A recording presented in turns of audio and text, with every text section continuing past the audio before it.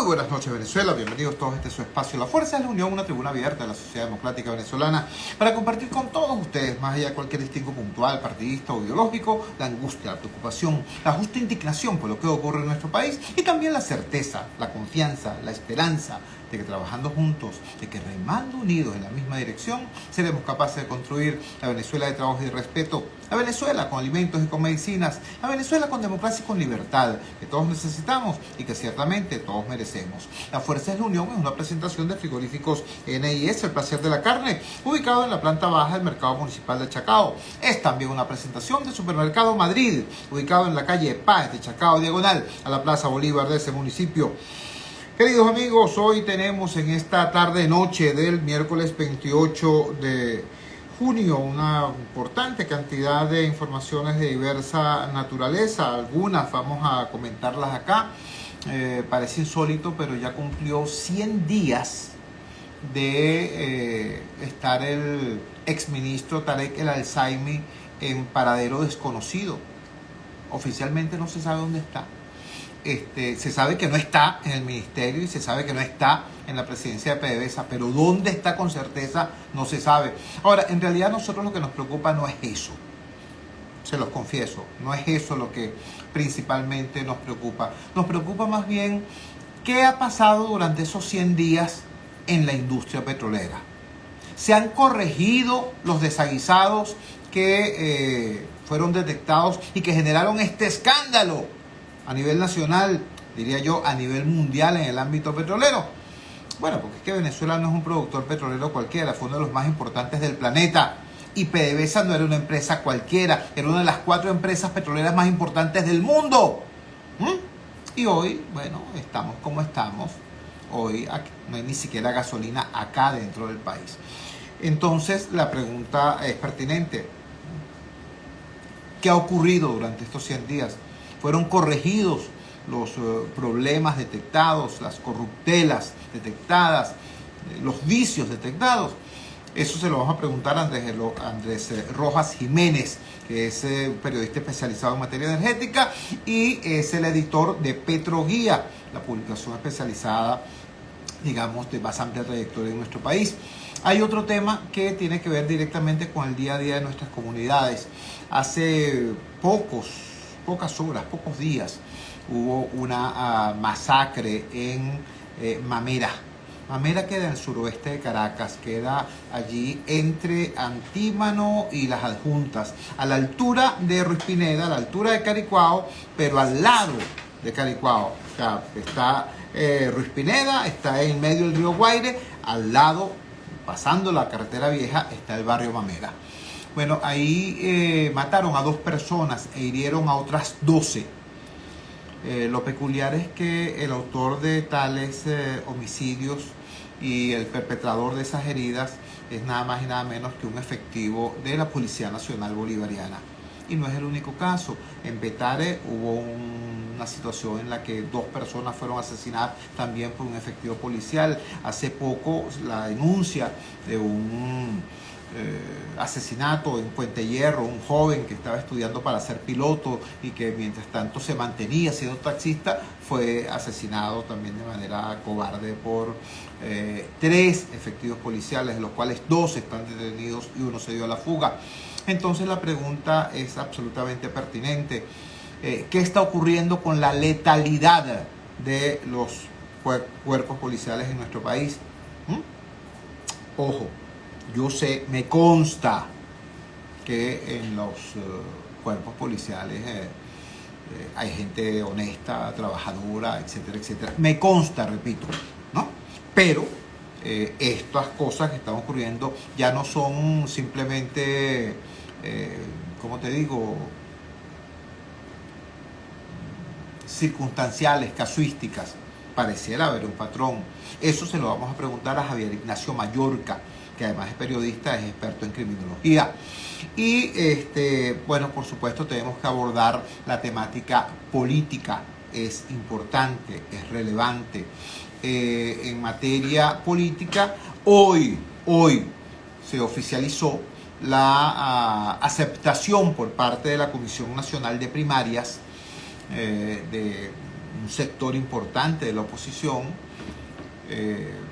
la llamada plataforma unitaria, repito, confirmó la aceptación de las 14 precandidaturas que se presentaron. Es decir, se presentaron 14 y fueron aceptadas las 14, para decirlo con claridad. Vale entonces las otras preguntas. ¿Qué va a ocurrir, ¿no?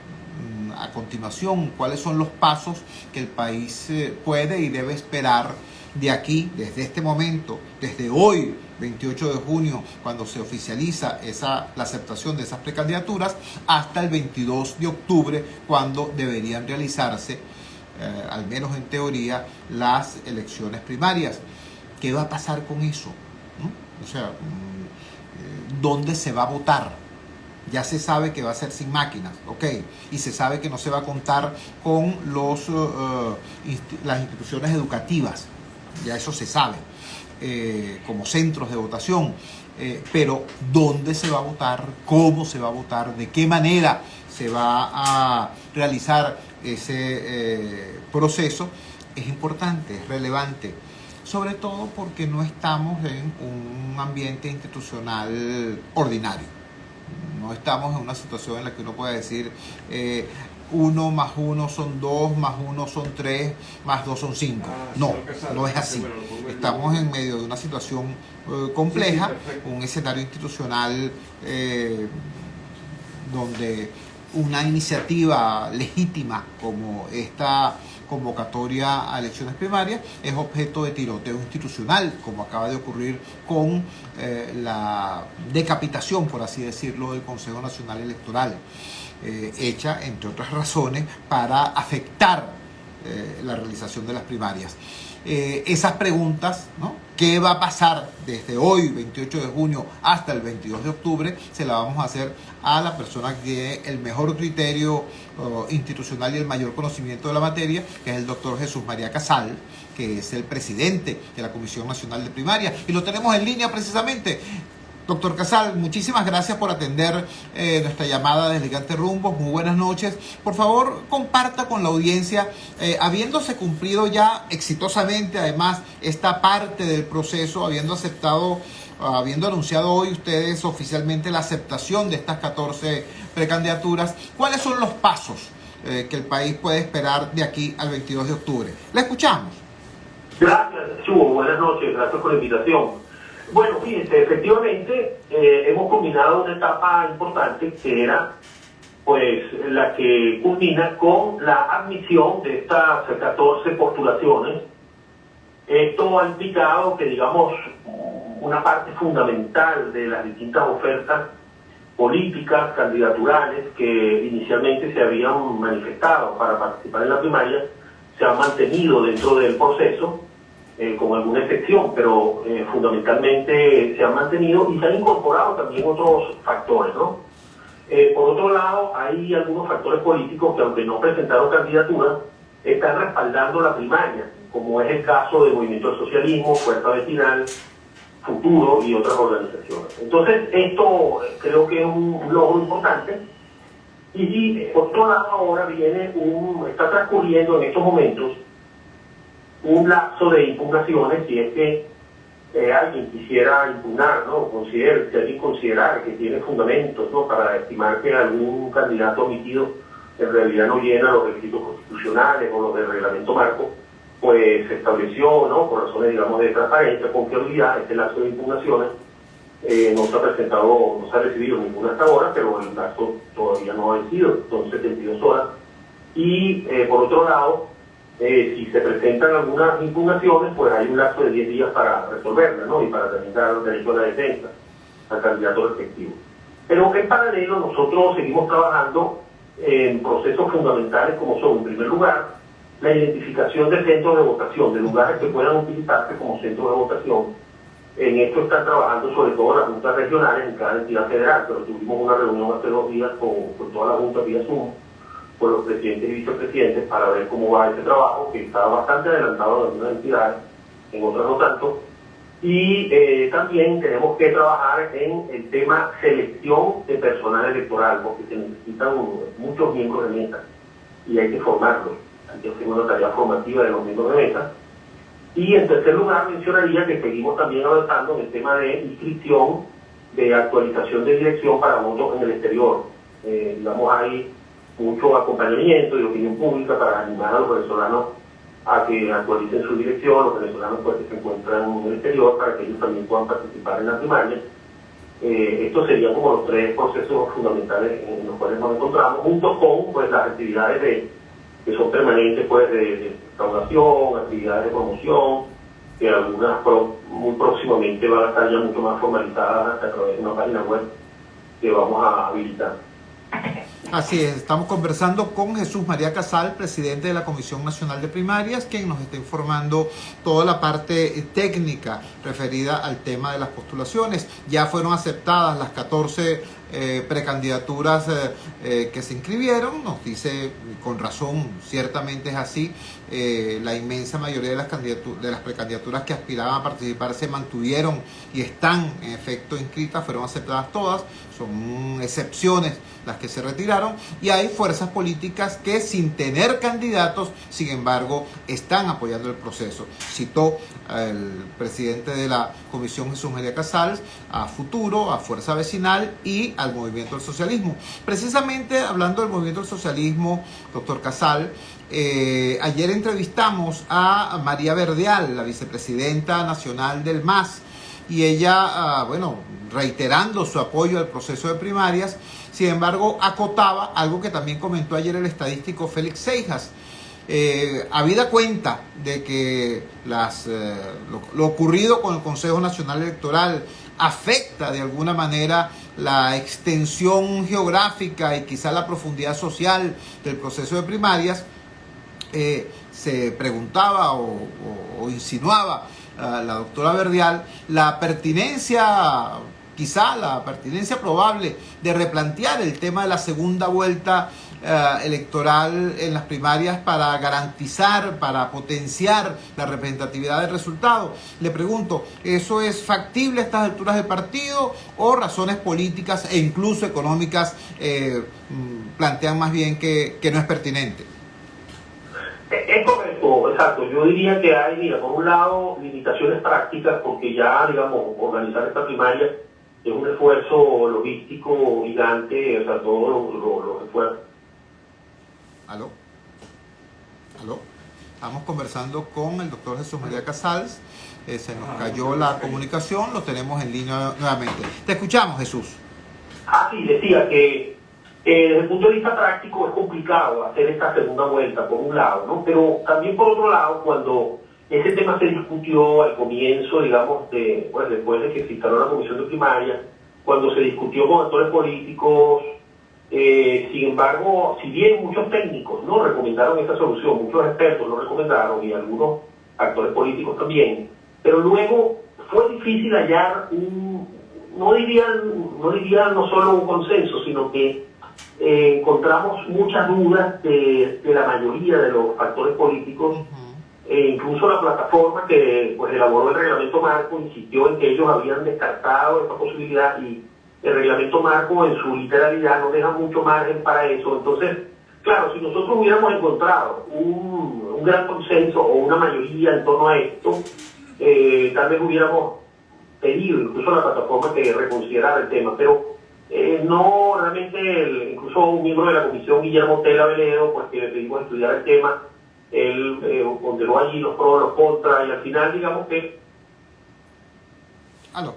Tenemos problemas, es prácticamente intermitente la señal que nos une con el doctor Jesús María Casal. Podemos intentar nuevamente reponerla, lo tenemos en línea. Te escuchamos, Jesús, disculpa. Aquí estoy, ¿sí me escuchan? Sí, perfectamente. Que hay un aguacero muy grande que está cayendo en esta zona, en la ciudad, pero no sé si eso va a Caracas. Pero en todo caso, el tema de la segunda vuelta tiene limitaciones prácticas, también políticas, porque cuando se quiso discutir el punto, pues hubo bastante resistencia, incluso factores de la plataforma señalaron que ese tema fue discutido cuando se hizo el reglamento, pero que finalmente no fue aceptado. Entonces, digamos que estamos trabajando para hacer bien esta vuelta, esta primaria, con una mayoría relativa y que, bueno, los propios electores vayan ponderando sus preferencias a lo largo del trayecto que todavía falta para hasta el 22 de octubre. Jesús, finalmente estamos conversando con Jesús María Casal, el doctor Jesús María Casal, decano de la Facultad de Derecho de la Universidad Católica Andrés Bello y presidente de la Comisión Nacional de Primarias. ¿Cuál sería tu llamado a la ciudadanía a estas alturas del proceso, cuando ya se ha visto que lamentablemente no estamos en un escenario institucional normal, donde una acción legítima como esta pueda tener el apoyo institucional del Estado, sino que por el contrario es tiroteado desde el Estado? Entonces, como esfuerzo civil, como esfuerzo ciudadano, ¿cuál sería tu llamado a los venezolanos? Sí, mire, mi llamado sería a apostar por la primaria como un espacio de participación, un ejercicio de derechos, más allá de las preferencias por una u otras candidaturas. Entender que es una ocasión para también debatir sobre temas programáticos, porque está por firmarse el programa mínimo de gobierno, es un espacio ciudadano que hay que construirlo entre todos, y en este sentido pienso que es un tema de derechos, pues al final. O sea, nosotros siempre hemos enfocado la primaria como un tema de derechos, no abandonar los espacios que podamos ocupar, ¿no? Y espacios a los que tenemos derecho como ciudadanos, no abandonarlos, a pesar de que sabemos que hay grandes limitaciones, grandes dificultades, pero también va a depender de lo que hagamos nosotros hasta dónde se pueda llegar. O sea, pienso que aquí también, así como se dice, los rusos juegan, pero nosotros también, o sea, los ciudadanos también jugamos y también apostamos por no abandonar pues espacios de participación, y esperemos que podamos culminar con éxito este desafío. Jesús, te agradecemos inmensamente que nos hayas regalado estos minutos y que hayas compartido con la audiencia esta suerte de balance de logros y este inventario de retos aún por cubrir. Un gran abrazo y buenas noches. Un abrazo, Chugo, muchas gracias. Jesús María Casal, doctor Jesús María Casal, repito, decano de la Universidad Católica Andrés Bello, decano de Derecho de la Facultad de Ciencias Jurídicas de la Universidad Católica Andrés Bello y presidente de la Comisión Nacional de Primarias. ¿Por qué esto es importante? Bueno, porque se trata de derechos justamente. Miren, cuando los señores del PSUV convocan sus procesos internos, yo personalmente deseo que tengan éxito. Deseo que dejen de ser una estructura vertical y militarista, donde los militantes no tienen posibilidad real de ejercer su opinión, sino que, bueno, que sea un partido donde las bases puedan expresarse en forma democrática. Bueno, eso también vale para la oposición. Este proceso es un proceso imperfecto, es un proceso donde no participa toda la oposición, sino un sector de ella, lo que usted quiera, pero es un ejercicio de derechos. Por eso damos este espacio de forma gustosa para que el doctor Casal nos dé esta valiosa información. Cuando son las 8:15 minutos, vamos a nuestra primera pausa comercial y ya regresamos con muchísimo más de La Fuerza. La Fuerza es la unión. Publicidad. Y volvemos. Wow. En la Voz de América, ese número es igualito. Tienes un 04. Ok, tiene también un 0414, el mismo número. Ábrelo. Informamos cada instante. Ok. Fuente confiable de noticias. Desde América, Washington. VozDeAmerica.com. Y continuamos con La Fuerza es la Unión. Regresamos a La Fuerza es la Unión y lo hacemos con un tema que ciertamente es en extremo delicado. Es el tema de la letalidad policial. Debo decirlo con preocupación. No se trata de ganas de echarle tierra al trabajo de los cuerpos policiales. No, por el contrario, se trata de entender que los cuerpos policiales forman parte de una institucionalidad generada, construida por el país, que ha sufrido los embates del deterioro humano, político, profesional, y hay que tratar de rescatarlo. ¿Qué hicimos nosotros como país cuando la salud pública empezó a deteriorarse? Bueno, lamentablemente muchos venezolanos dijeron, no vale, vamos a comprar nuestra póliza privada de hospitalización, cirugía y maternidad, y dejaron que se deteriorara o dejamos que se deteriorara el sistema de salud pública. ¿Qué ocurrió cuando los excelentes liceos venezolanos empezaron a deteriorarse? Bueno, muchos padres lo que hicieron fue sacar a sus muchachos del liceo público y meterlo en una institución privada. ¿Qué pasa cuando los cuerpos policiales empiezan a deteriorarse? Alguna gente pensó que era posible la solución individual. No, yo contrato un guardaespaldas, dijo alguno, yo pongo un cerco eléctrico en torno a mi casa, yo coloco una caseta de vigilancia en la puerta de la organización, pero la vida ha demostrado que esas soluciones particulares a problemas colectivos no son suficientes. Por eso este tema de la letalidad policial es un tema que debe ser debatido por los ciudadanos. Tenemos en línea a Javier Ignacio Mallorca, repito, además de que es un periodista especializado en la cobertura de la fuente, es una persona que ha estudiado este tema en profundidad desde el punto de vista criminológico. Javier, gracias por atender nuestra llamada desde Gigante Rumbo. Buenas noches. ¿Qué opinión te merecen estos eventos que, repito, ya van más allá de lo casuístico, ¿no? El evento que ocurrió en Mamera, el evento que ocurrió en Petare, el evento que ocurrió en Puente Hierro, víctimas que caen abatidas por personas que tienen armas, chapa, radio, patrulla, pagada por el Estado para proteger a quienes terminan siendo asesinados. ¿Qué está ocurriendo? Te escuchamos. Jesús, buenas noches. Mira, es un proceso bien complejo, a veces difícil de comprender para los que pueden estarnos escuchando afuera del país.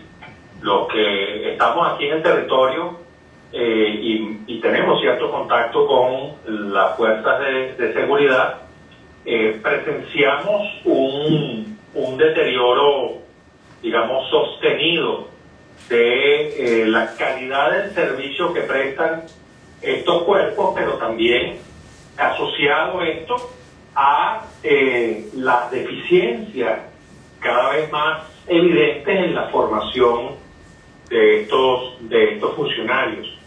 Y encima de eso, la carencia palmaria de instancias de control. Es decir, esas instancias existen de manera formal.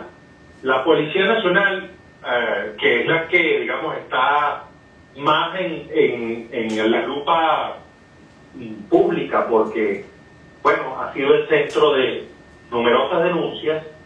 Bueno, ellos tienen su inspectoría y tienen su oficina de control de la actuación policial, así se llama. Todo esto fue, digamos, creado a partir del proceso de reforma policial, que tiene ya más de 14 años, va para 15. Entonces, esas son instancias formales, pero que realmente operan muy poco, entre otras razones, porque, en primer lugar, hay una demanda creciente de servicio de parte de la comunidad. Es decir, la gente quiere sentirse segura y cree que para eso está la policía. En Venezuela funciona todavía esa lógica, por una parte, pero por la otra está un gobierno que hace todos los intentos para colocar en la calle una gran cantidad de agentes en el menor tiempo posible, sin atender a las pautas más básicas de formación. Entonces uno los ve hablando en la calle. Bueno, a veces te cuesta, Jesús, diferenciar entre un uniformado, un policía nacional y un malandro de la esquina. Esto es muy duro decirlo, pero bueno, es así. Uno lee un acta policial y eso está lleno de errores de concepto, ortografía, pero además errores en cuanto a la evaluación de los hechos.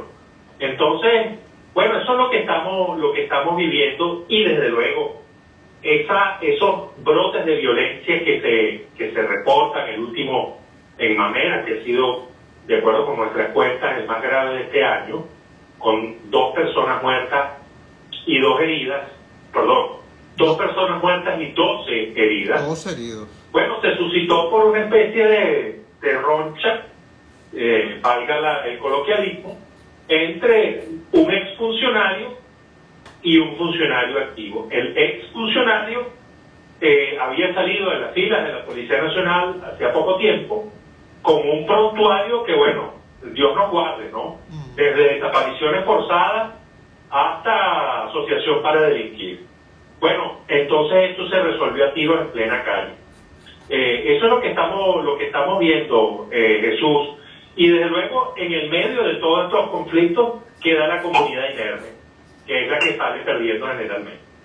Estamos conversando con Javier Ignacio Mallorca. A propósito, en primer lugar, digamos que el hecho que nos trae a esta conversación es lo ocurrido en Mamera. En efecto, tal cual la situación, como lo decíamos en la introducción del programa, en este populoso barrio del suroeste capitalino se produce un intercambio de disparos entre un ex agente de la PNV y un agente activo de la PNV, con saldo de 2 muertos, 12 heridos. Esto parece más bien el parte de una batalla, pero resulta que ya antes había ocurrido lo de Petare, donde 2 ciudadanos fueron asesinados por efectivos policiales activos, y antes había ocurrido lo de Puente Hierro, lo de este joven estudiante parapiloto que trabajaba como taxista para mantenerse mientras tanto y fue asesinado por 3 policías, o en todo caso en su asesinato están implicados 3 policías, 2 ya están presos y 1 en condición de fuga.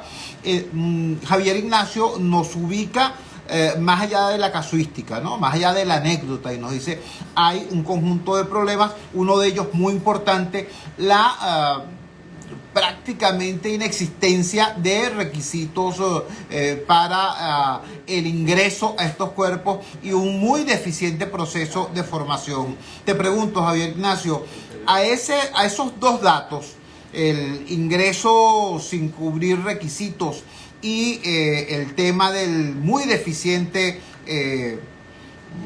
la muy deficiente formación, ¿cómo impacta en esta realidad luego el tema económico?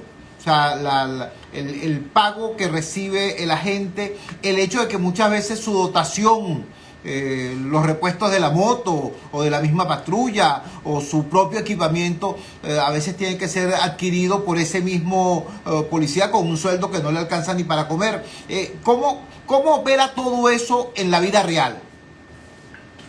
Bueno, en esta vida real de la Venezuela actual, eso opera, podríamos decirlo o describirlo en varios vectores.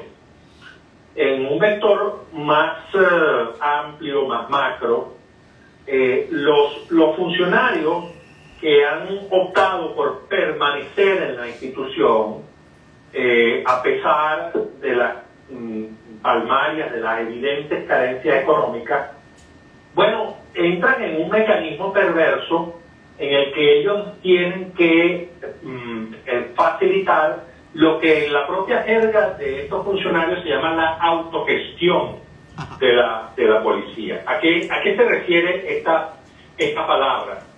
A la ubicación y a la adquisición de los recursos necesarios para que la unidad policial continúe operando en su jurisdicción. Entonces, por ejemplo, hemos visto casos cuando se intervino recientemente al Servicio de Policía Aeroportuaria, que es una dependencia de la Policía Nacional, correcto, bastante codiciada porque está en el aeropuerto de Maiquetía. Entonces allí salieron unas grabaciones en las que los jefes de esa unidad, bueno, como cosa de cuestión así cotidiana, gestión diaria, le decían a los subalternos cuánto debían ellos aportar, desde luego no de su propio sueldo, sino de la extorsión que ellos hacen a los comerciantes y a los pasajeros cuando los agarran pues en la más mínima falta, o a veces si no hay la falta pues la fabrican. Entonces eso está por allí, el tema de lo que se llama la autogestión, que no es más que una especie de estructuración de un sistema de extorsión. Eso por una parte. Por la otra, tenemos en lo personal a funcionarios que están sometidos a enormes presiones. Imagínate, Jesús, y las personas que nos escuchan, que precisamente sobre eso estaba conversando hoy con algunos funcionarios, bueno, porque están sumamente angustiados A ver, un comisario general de policía judicial está en comisario general, estamos hablando de un funcionario de 30 años de carrera, probablemente además de una licenciatura, con otra carrera arriba y posiblemente doctorado. Bueno, ese comisario general tiene 4 sueldos mínimos. Ese es el sueldo de ellos, ese es el ingreso de ellos. 4 sueldos mínimos. Sí. Es decir, unos $20. Perdón. Es decir, unos $20. 4 sueldos mínimos. Es que está establecido así. Por eso se lo digo, digamos, para que saquen la cuenta. Dios. Entonces, termina siendo mejor para ellos solicitar el pase de retiro de la institución, la jubilación, y trasladarse a alguna policía municipal en la que el esquema de sueldos es el siguiente. Ellos reciben una asignación para sueldo mínimo de acuerdo con un tabulador establecido por el Ministerio de Relaciones Interiores, y sobre eso la alcaldía entrega unas bonificaciones con base en esquemas como excelencia, procedimientos relevantes, y también la recaudación de esa alcaldía en materia de impuestos. Entonces algo de eso termina siendo asignado por vía de bonificación a los funcionarios. Al final del día, Jesús, el funcionario municipal termina ganando más que el funcionario estatal, donde, como sabemos, en el esquema venezolano, las gobernaciones no tienen tantas fuentes de ingresos como las alcaldías. Así es. E incluso mucho más que la Policía Nacional. Esto está generando cierta competencia dentro de los cuerpos policiales municipales, pero también al mismo tiempo genera un deslave de funcionarios que se van de la Policía Nacional, de la Policía regionales hacia las municipales, porque ven que allí pueden tener un poco más de ingresos. Tampoco se crea que es mucho. Un funcionario de la más alta jerarquía, por decirlo así, comisionado, jefe, puede estar ganando en total, con el sueldo más las comisiones que representan la mayor parte del ingreso, unos $400 mensuales. Eso sí ha tenido un desempeño extenso, brillante. De resto, pues ganará entre los 250 y los $300, por lo menos en una alcaldía capitalina. Esta es la realidad, Jesús. Ustedes, tú que estás hablando conmigo, pero también los que nos escuchan, bueno, fórmense su opinión con base en estos hechos, a ver si tiene alguna valía, algún atractivo la carrera policial. Claro, es evidente. Muchísimas gracias, Javier Ignacio. Gracias por compartir tu conocimiento de primera mano de esto que ocurre y por compartir también tu reflexión preocupada por lo mismo. Un gran abrazo, buenas noches. Saludos. Javier Ignacio Mallorca, periodista especializado en la fuente de sucesos, con estudios en criminalística y realmente una persona muy conocedora del tema. Yo creo que, bueno, creo que no hace falta ningún comentario adicional sobre esto que nos dijo, pero sí quiero ubicarlos en el contexto de dónde venimos. Ustedes recordarán seguramente al hoy gobernador Freddy Bernal, ¿verdad? Ustedes recordarán que Freddy Bernal era policía metropolitano. Quizás algunos no recuerden que siendo presidente de la República Carlos Andrés Pérez, ¿no?, y acabando de ser derrocado en Nicaragua el dictador Anastasio Somoza, la presidenta del gobierno democrático provisional, Violeta Chamorro, solicitó ayuda al gobierno venezolano para su propia seguridad. ¿Y tú sabes a quién mandó el gobierno venezolano para que fuera literalmente la guardia presidencial de Nicaragua? Los escoltas de la presidenta de Nicaragua. Mandó a una brigada especial de la Policía Metropolitana, allí donde estaba Freddy Bernal, el grupo Z creo que se llamaba, para que ustedes vean lo buena, lo profesional que era la policía venezolana en otros momentos. Y estoy utilizando este ejemplo porque uno de los nombres involucrados es nada más y nada menos que un destacado dirigente del actual proceso político oficialista. Otro ejemplo que les puedo poner, mire, seguramente algunos de ustedes alguno de los que nos ve y que nos escucha será aficionado a estas series forenses, policiales, CSI, etcétera.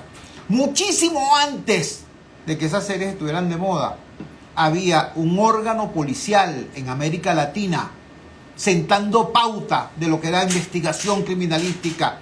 Sirvió de modelo para la creación de muchos otros cuerpos de policía criminalística en el resto del continente. ¿Usted sabe cómo se llamaba ese cuerpo? La PTJ, la Policía Técnica Judicial Venezolana, nuestra humilde PTJ.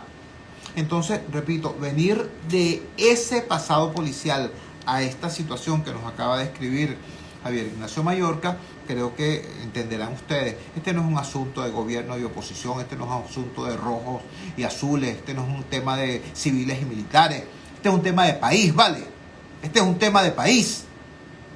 Todos tenemos que entender que no basta con la comiquita de que hace 14 años alguien dijo, hace falta un proceso de reorganización policial y bla, bla, bla, bla. Y mientras tanto, bueno, hemos caído, hemos descendido a esta situación que hoy tenemos. Yo sé que hay algunos sectores del país que están más pendientes del grupo Wagner y del pobre Putin, ¿no? O todavía andan con el chisme sobre Piqué y Shakira.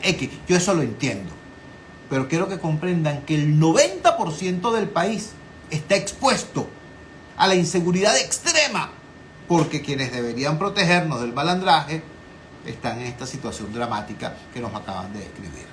Cuando son las 8:34, vamos a la siguiente pausa comercial, vamos a identificar la valiente señal del gigante Rumbos y ya regresamos con muchísimo más de La Fuerza. La fuerza es la unión. Ya regresamos con La Fuerza es ¿Mucha agua en la calle? ¿Qué palo de agua está cayendo? todos los días de 1 a 2 de la tarde. 2 de 1. Con su cantante favorito. Miras y el universo de tus ojos me lo cuenta todo. Quisiera decir tu nombre. 2 éxitos y un artista. Por el gigante Rumbos. Siempre contigo, gigante. No te sientas la lluvia.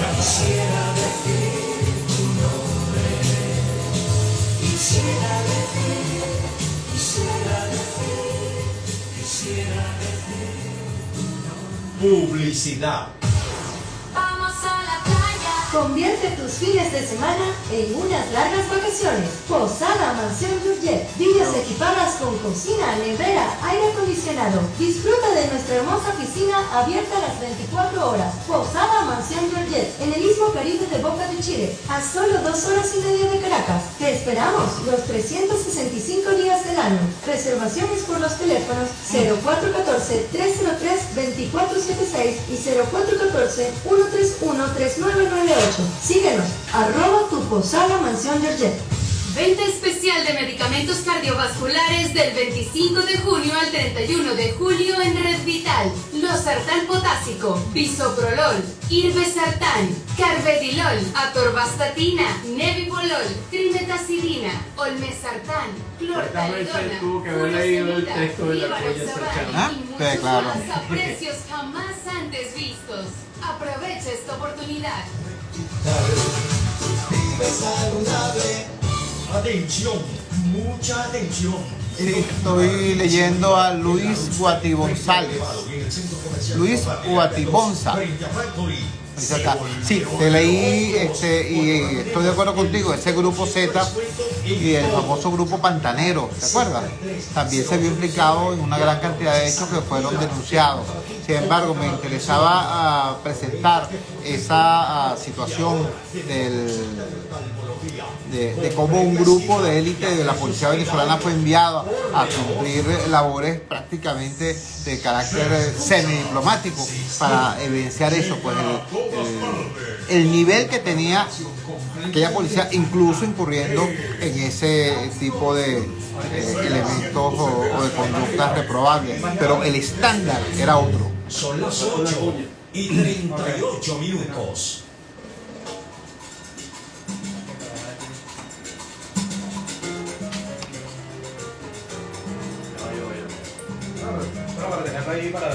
Publicidad. Y volvemos. Ingresa desde tu móvil o laptop a voceamerica.com e infórmate de lo que ocurre en Estados Unidos y el mundo. La secretaria del Tesoro de Estados Unidos, Yellen, aseguró que Martín Rodríguez vota América. En redes sociales informamos a cada instante. Desde la Casa Blanca reporta Jorge Agobián, de la Voz de América. Búscanos como Voz de América, una fuente confiable de noticias.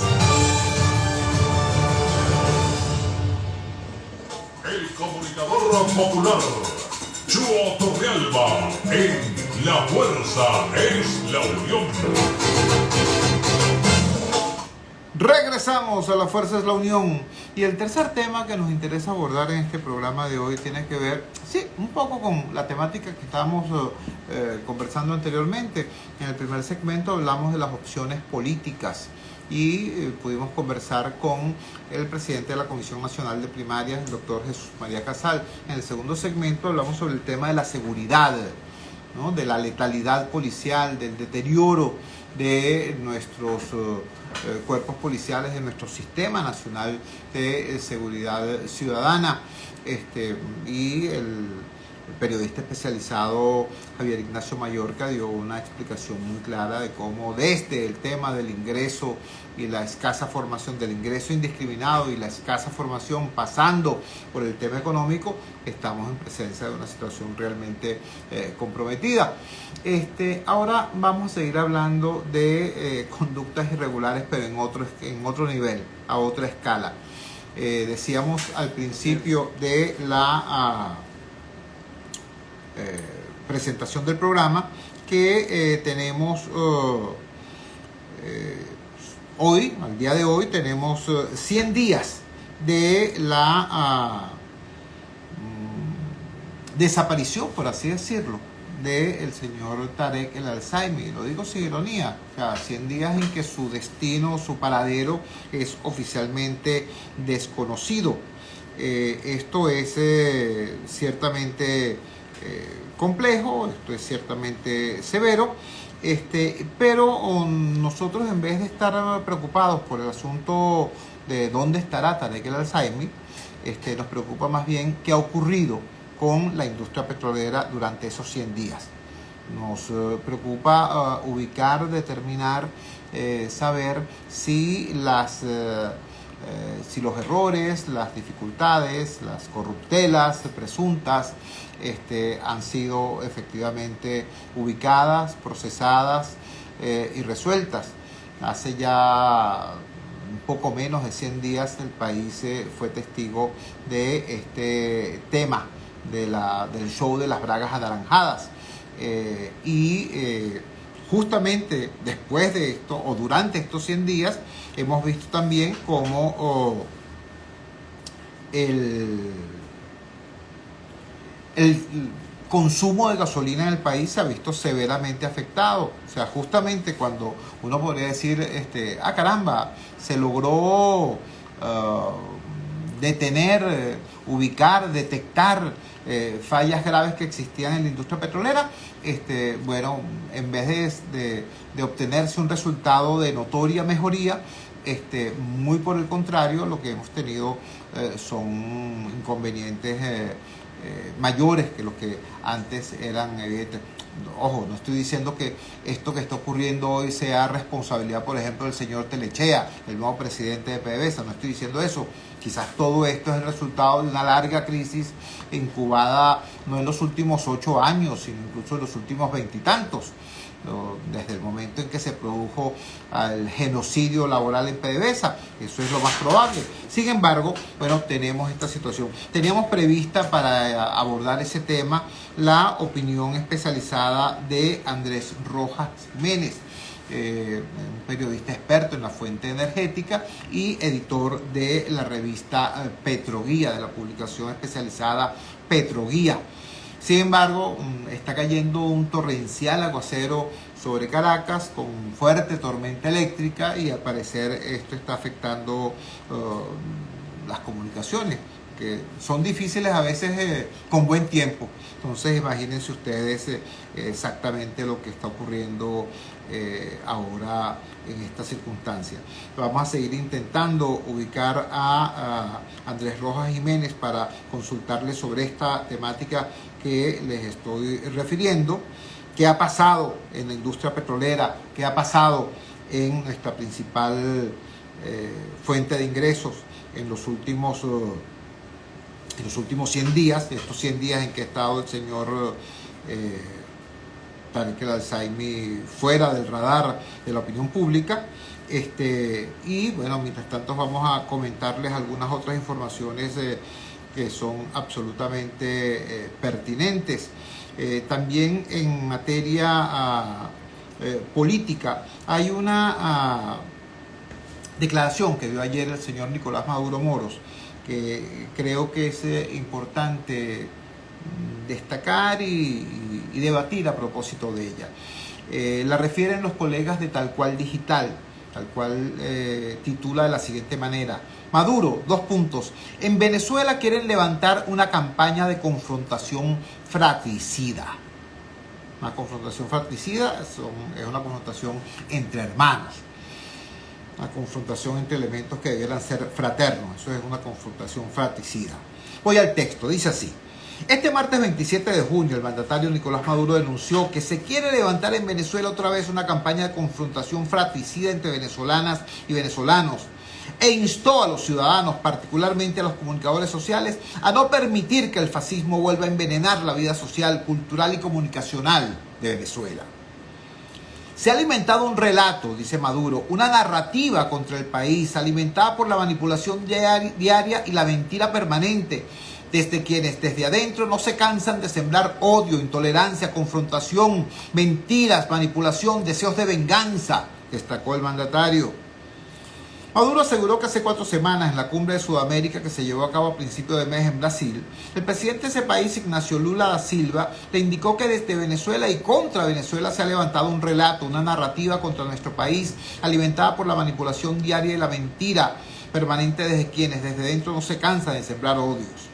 Destacó que Lula da Silva tuvo la valentía de expresarlo todos esos días durante las ruedas de prensa, porque el 80% de las preguntas envenenadas que le hicieron a Lula era sobre Venezuela, con el relato de que Venezuela era una dictadura atroz, de que no hay libertad de expresión, que no hay libertades públicas, que hay miles de presos políticos, las torturas, el relato del que se han encargado los medios de comunicación, sostuvo el mandatario. Asimismo, instó a los comunicadores sociales a no permitir la confrontación fratricida y estéril. No permitamos que el fascismo vuelva a envenenar la vida social de Venezuela. Yo quiero que nosotros tengamos esta declaración pendiente, ¿no? Porque ciertamente es llamativo que salga el señor Maduro diciendo que hay unas voces que quieren generar una confrontación hasta física en nuestro país, cuando resulta que las últimas agresiones físicas que hemos visto se han producido contra precandidatos opositores en campaña.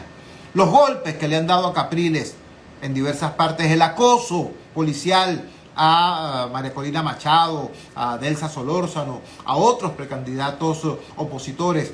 Eso es lo que ha visto. Y de hecho, frente a eso, otro importante vocero del oficialismo, como el señor Diosdado Cabello, comentando concretamente los golpes que le dieron a Capriles, dijo: bueno, vale, ¿y qué quieres tú que yo haga? Yo estoy con los míos aunque no tengan razón. Son palabras textuales del señor Cabello. Él estaba con los suyos, es decir, con quienes agredieron a Capriles, aunque no tengan razón. Entonces, por un lado está esa expresión del oficialismo, el señor Cabello diciendo, bueno, que está con los violentos, aunque no tengan razón. Y por otro lado está el señor Maduro diciendo que, bueno, que hay que evitar la confrontación.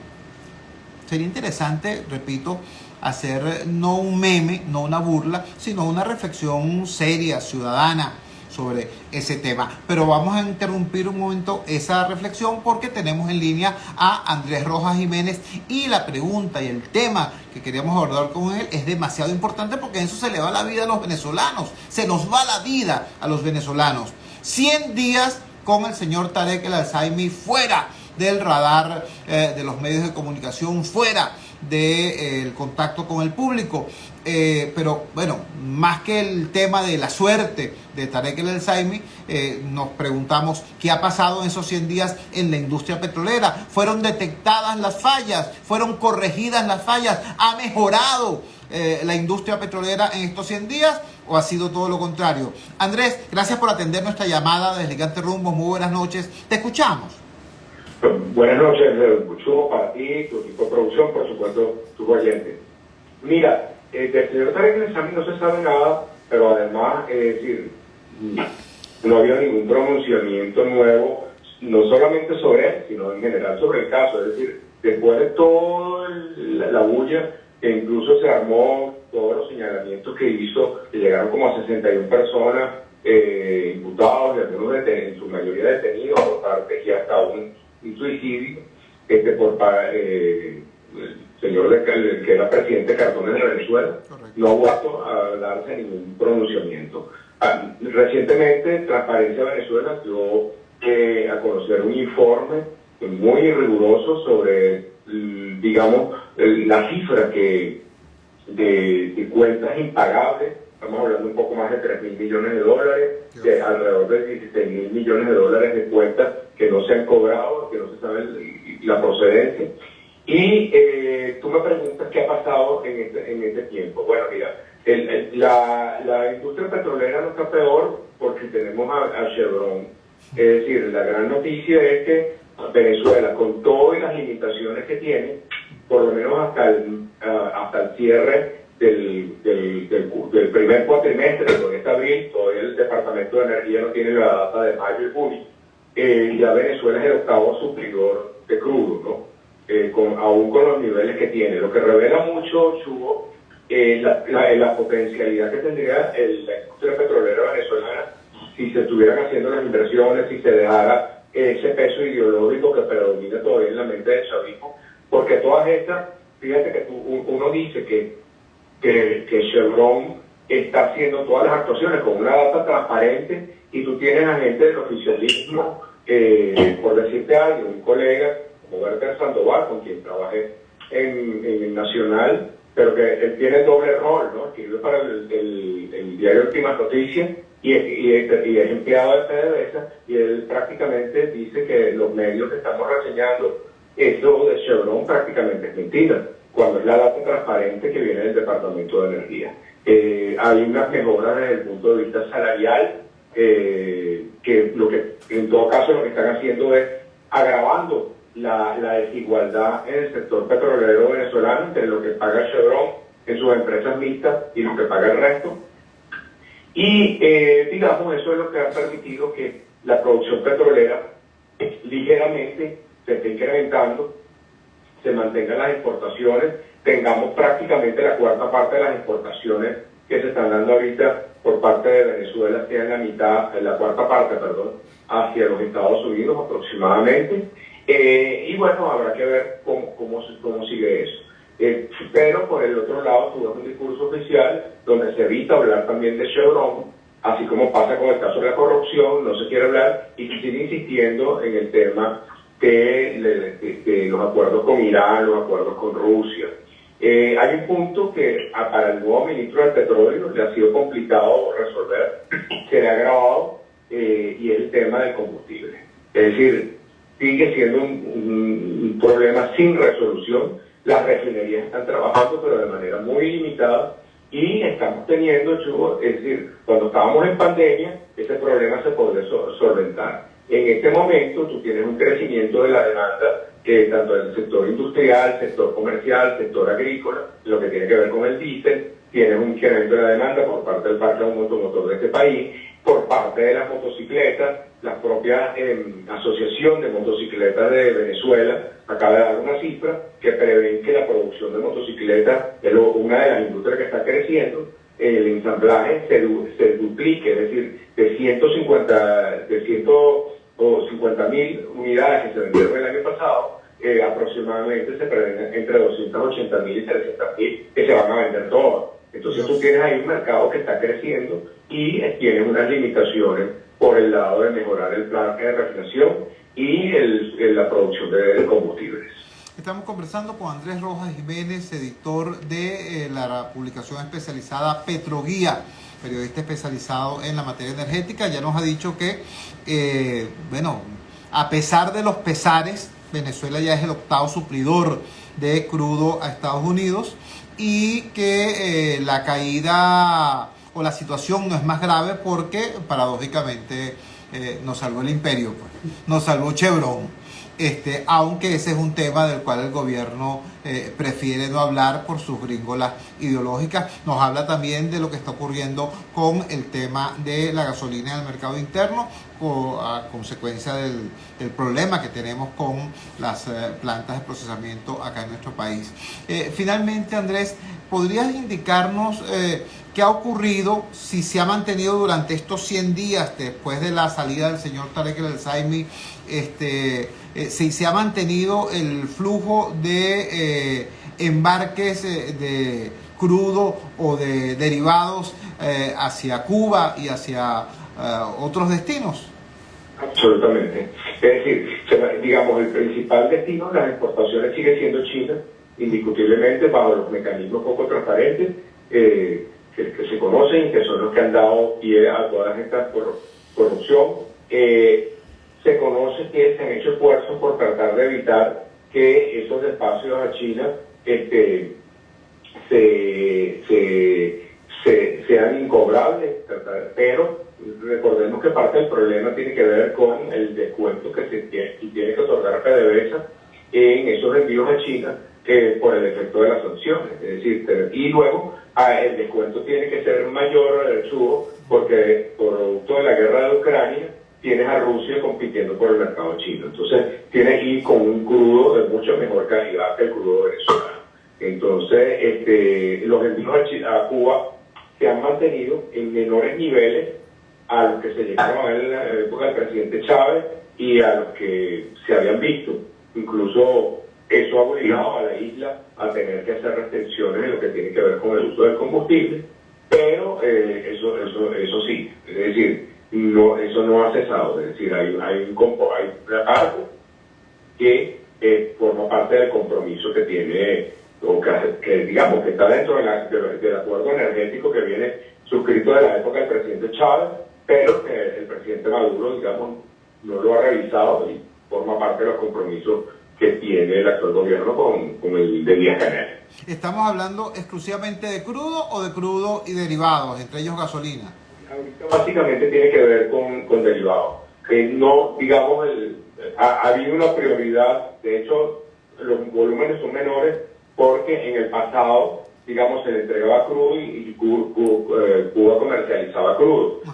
Tomando en cuenta las limitaciones de ingresos que tiene en este momento Venezuela y los compromisos que hay con Chevron, que en cierta manera también son ingresos, es decir, independientemente, es decir, si bien no es directo de Chevron, recordemos que la que le paga la regalía a PDVSA es la empresa mixta. Entonces, a un detalle, Chugo, que es importante, parte de la estabilidad cambiaria que hemos tenido, si bien se ha depreciado tanto, fíjate que ha pasado simplemente de 25 a 27 en poco tiempo. Esa estabilidad, ¿a qué se debe? A Chevron.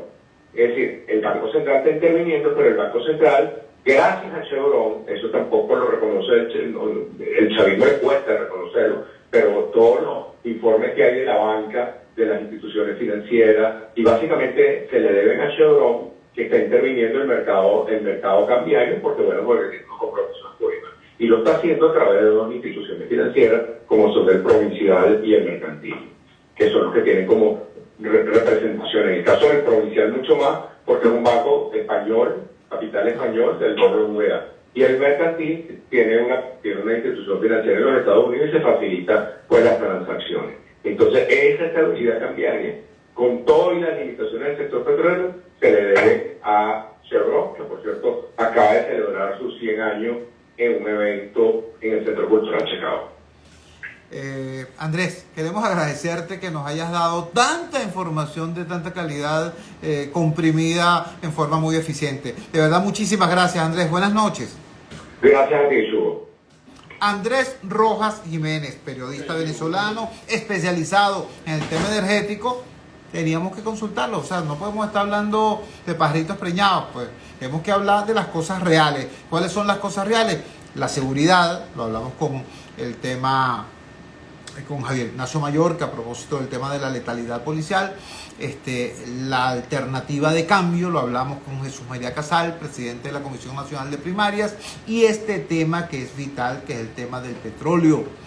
100 días con el exministro Tarek El Al-Saimi fuera del radar, 100 días de aquella noche de brujas, de aquel desfile de las bragas anaranjadas.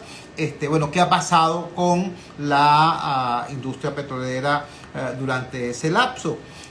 Nos dice Andrés Rojas Jiménez, dice, bueno, en primer lugar, ha mejorado discretamente, pero ha mejorado la actividad petrolera, la actividad de la industria, gracias al aporte de Chevron, gracias a esa alianza con Chevron.